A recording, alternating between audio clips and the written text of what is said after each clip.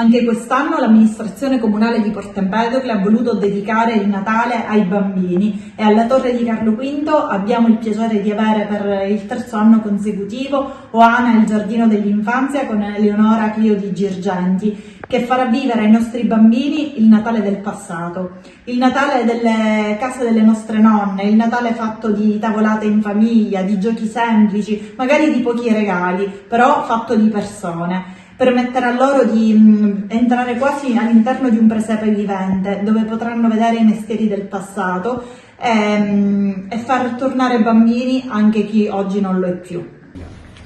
Oana per il terzo anno ospite a Porto Empedocle, grazie all'amministrazione comunale che ci ha dato l'opportunità di allestire la Torre di Carlo V per un Natale magico. Non sarà la casa di Babbo Natale, ma una storia, un racconto che porta i bambini, i genitori, i nonni a un passato non troppo lontano, che ci ricorda che il senso del Natale è stare insieme. Una rievocazione storica insieme al linguaggio contemporaneo del teatro, grazie ai testi e alla performance di Marzia Patanetropea, renderà unica questa esperienza che mette tutti d'accordo, grandi, piccoli e ricordi.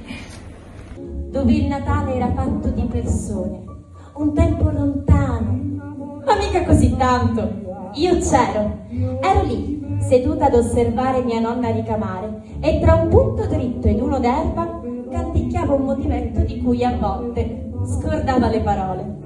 Era il tempo dell'attesa, della preparazione di quel giorno che era il più bello e più importante di tutti, il Natale in famiglia.